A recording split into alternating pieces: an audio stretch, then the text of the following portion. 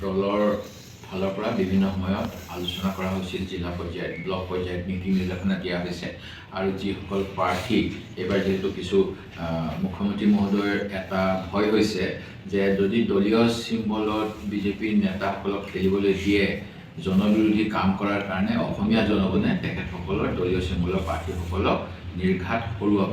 কাৰণ ইয়াৰ পূৰ্বে মুখ্যমন্ত্ৰী মহোদয়ে বিভিন্ন সময়ত ৰাজনৈতিক তেওঁৰ বিপৰ্যয় নোহোৱা নহয়, হোৱাৰ কাৰণে কোনোবা সময়ত কয় অসমীয়া মানুহৰ ভোট নালাগে, কোনোবা সময়ত কয় মিয়া মানুহৰ ভোট নালাগে, কোনোবা সময়ত কয় শিক্ষকসকলৰ ভোট নালাগে, কোনোবা সময়ত কয় আমাৰ হিন্দী ভাষীসকলৰ ভোট হ'লে চলি যাব।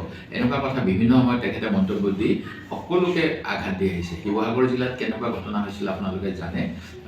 সেই গতিকে ইয়াত গৌৰৱ গগৈ ডাঙৰীয়াক গোটেই বিধানসভাৰ সকলোবিলাকতে যিবিলাকত বিজেপিৰ বিধায়ক আছে সেইবিলাকতো আমাৰ বিজেপি ভোট বৃদ্ধি পাইছিল।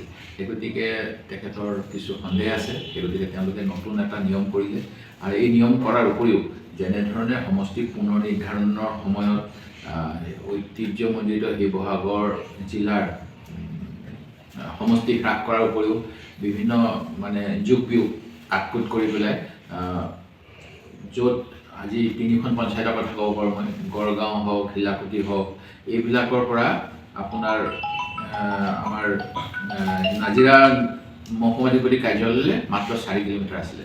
তেখেতসকলক ৰাজনৈতিকভাৱে লাভালাভৰ কথা চিন্তা কৰি 45 কিলোমিটাৰ দূৰৰ ডিমৌ সমষ্টিত অন্তৰ্ভুক্ত কৰা হ'ল। ঠিক তেনেকৈ দোলাকাষৰীয়া পঞ্চায়তখনৰ পৰা ব্লকৰ অফিচলৈ আছিলে 6 কিলোমিটাৰ আৰু সম ডিষ্ট্ৰিক্ট কাৰ্যালয়লৈ আছিলে 13 কিলোমিটাৰ। সেই দোলাকাষৰীয়া পঞ্চায়তক এতিয়া 26 কিলোমিটাৰ নিলগৰ গৌৰীসাগৰ 45 কিলোমিটাৰ নিলগৰ গৌৰীসাগৰ ব্লক আৰু 26 কিলোমিটাৰ নিলগৰ শিৱসাগৰ সম ডিষ্ট্ৰিক্টত অন্তৰ্ভুক্ত কৰা হ'ল। ঠিক তেনেকৈ এই পঞ্চায়তৰো ডিলিমিটেশ্যনত ব্যাপক খেলিমেলি কৰিছে, যাৰ বাবে গুৱাহাটী উচ্চ ন্যায়ালয়ত গোচৰ চলি আছে। আমাৰ ইয়াতো বিভিন্ন ধৰণৰ কাটকুট কৰিছে। তথাপিতো আমি বিজেপিৰ বিৰুদ্ধে যিসকলে আগ্ৰহী তেখেতসকলৰ লগত কথা বাৰ্তা পাতিছোঁ। মোৰ সমষ্টিত ভাৰতীয় কমিউনিষ্ট পাৰ্টীয়ে এটা সময়ত প্ৰতিনিধিত্ব কৰিছিল। তেখেতসকলৰ কোনো অঞ্চলত প্ৰভাৱ আছে বুলি তেখেতসকলে দাবী কৰি 2-এটা চিটৰ কথা কৈছে। আমি সেইখিনিও বিবেচনা কৰি আছোঁ। সেই গতিকে আমাৰ সভাপতিয়ে ক'বৰ দৰে স্থানীয় পৰ্যায়ত বুজা পৰা হ'ব পাৰে।